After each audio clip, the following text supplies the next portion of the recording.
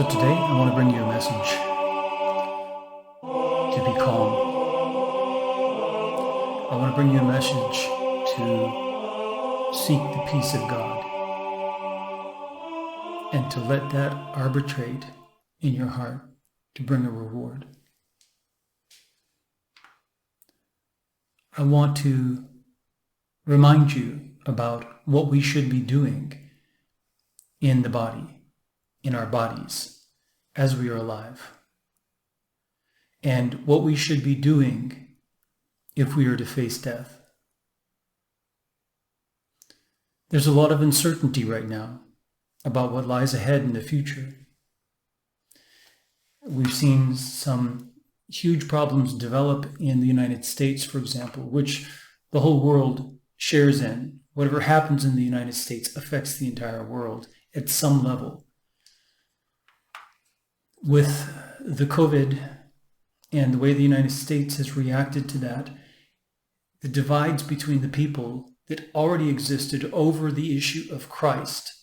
Many people don't understand where this divide came from, but I saw it develop from the 70s on, when there were people who wanted to throw Christ out of the schools, throw Christ out of the community, and get rid of Christ out of all culture. I watched it happening, and there was nothing we could do about it. That divide has only used the COVID situation as an excuse. And not only that, the elections, with the one side who has no sense of morality or ethics or even obedience to law, doing anything and whatever they can to get their way and take power, and the other side being cowardly and lacking the courage and lacking, I'm not talking about courage to fight, like take up weapons. I'm talking about the courage to pray. They can't identify their true enemy, and they think it's these people over here. No, these people are being driven by your enemy. They are not your enemy.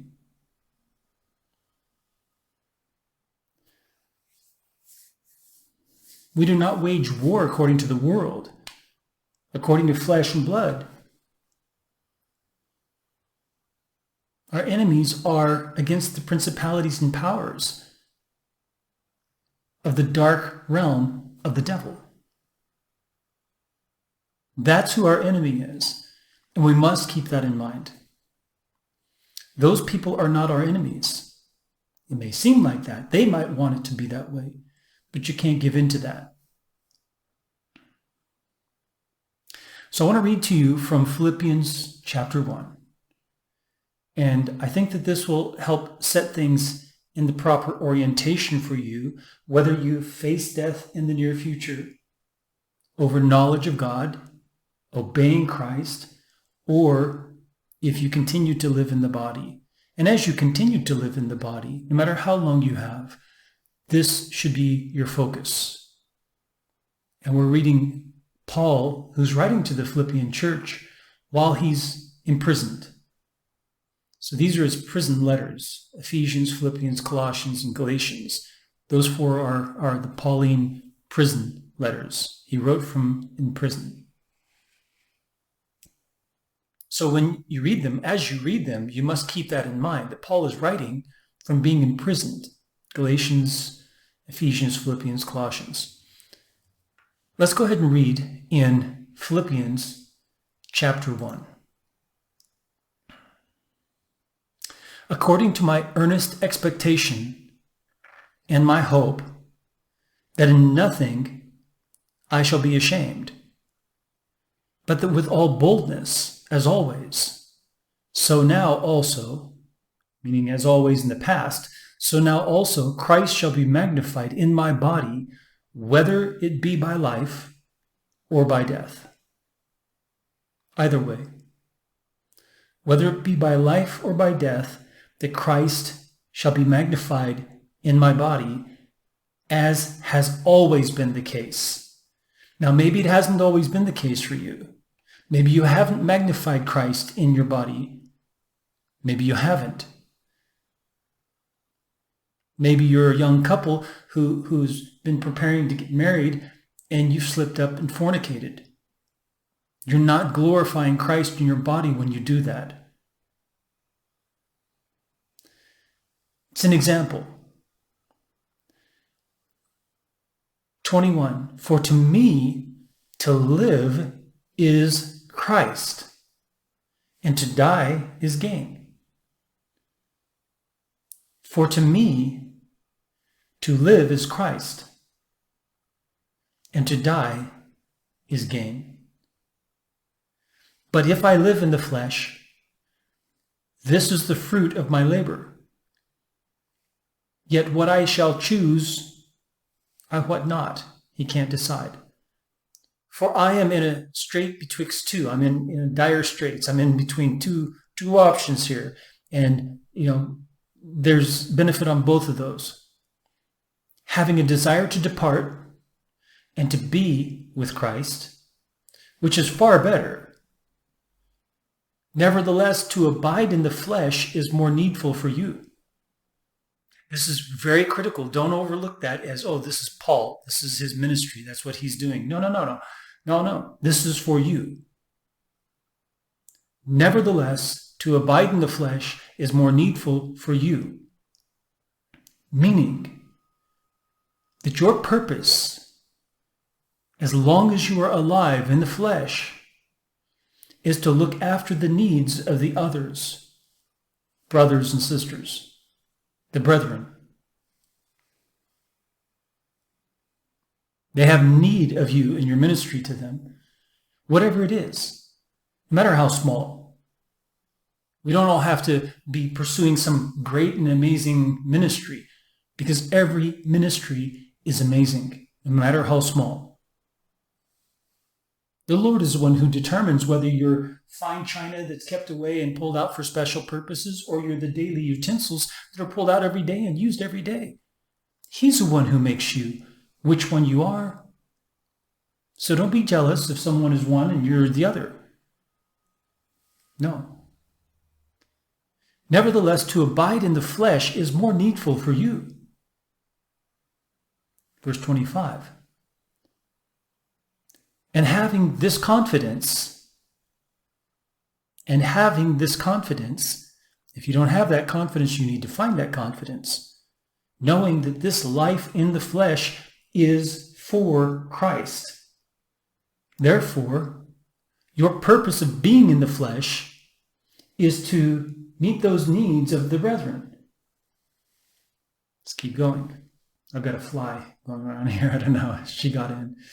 In Slavic languages, a fly is mucha, which is a feminine. So they always refer to a fly as she. So I picked that up somehow. Verse 25, and having this confidence, I know that I shall abide and continue with you all for your furtherance and joy of faith. That goes even deeper.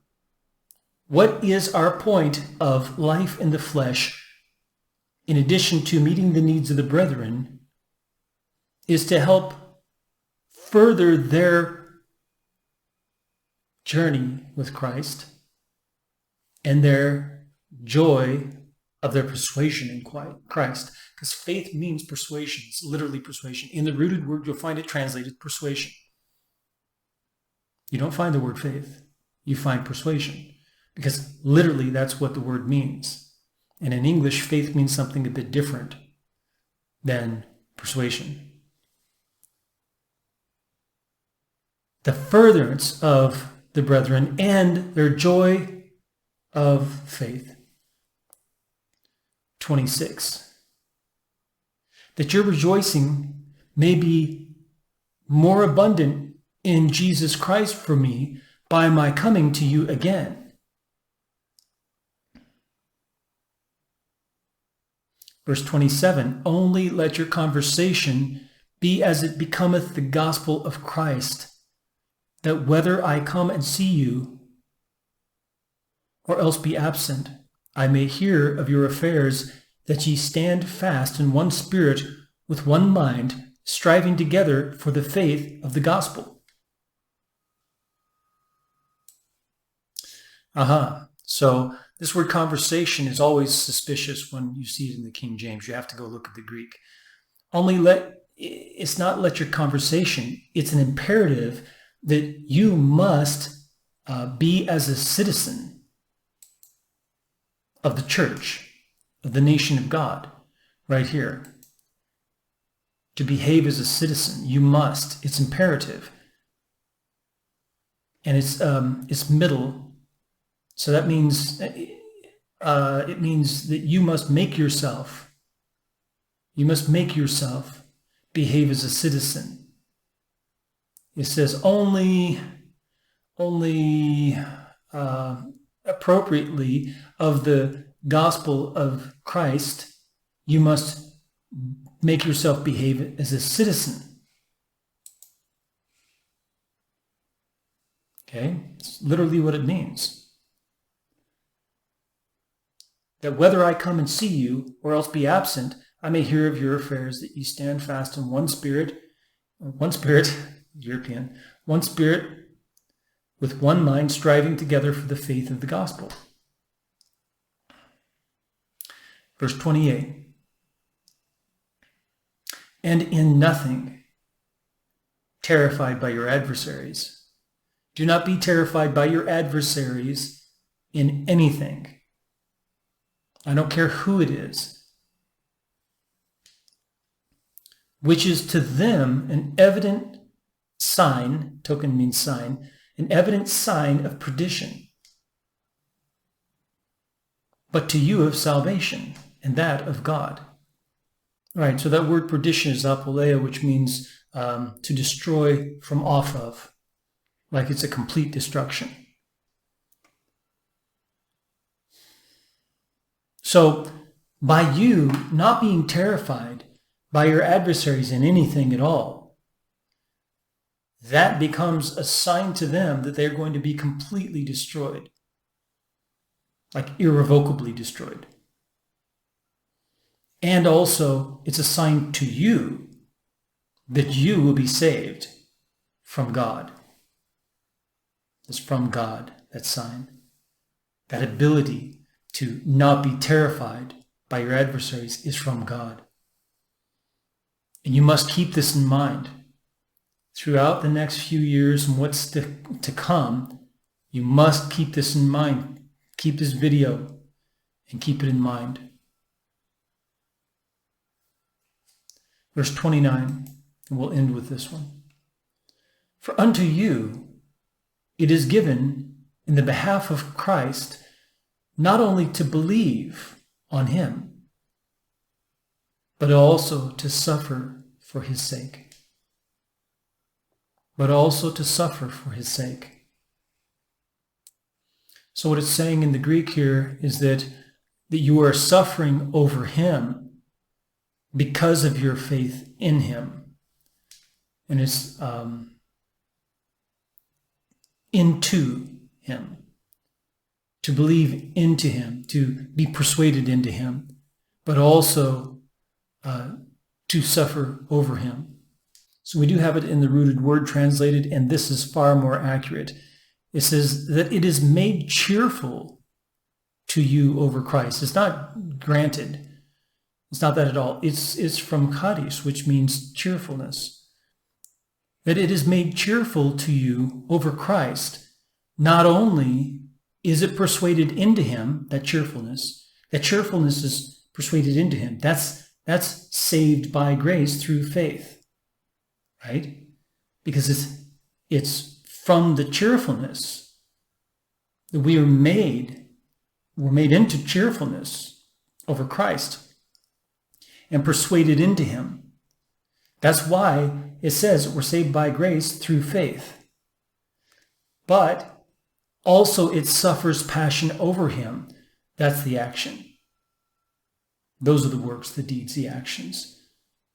Those are the three together: grace, persuasion, and actions. Grace, faith, and works. That it is made cheerful to you over Christ. Not only is it persuaded into him, that cheerfulness is persuaded into him, but also that cheerfulness suffers passion over him. Because the word is it, not you. It. with the verb. It is doing it. It is persuaded into him. It suffers passion over him. That cheerfulness, it says, it is made cheerful to you over Christ. What does this tell us to do? This is telling us to be cheerful over Christ, no matter what, whether it's being persuaded into him or whether it's suffering passion over him. Either way, whether we are to continue in the body or we are to suffer death on behalf of Christ. Be strong. Not in and of yourself. You can't find that strength. Your knees will buckle. You'll tremble. Uncontrollable shaking in the face of fear and danger. But with the courage of Christ, you can stand and not be terrified by your adversaries at all. But that's not something that you can do. That's something that he does for you. And in nothing, terrified by your adversaries, which is to them an evident token of complete destruction, perdition, but to you of salvation and that of God. It's from God.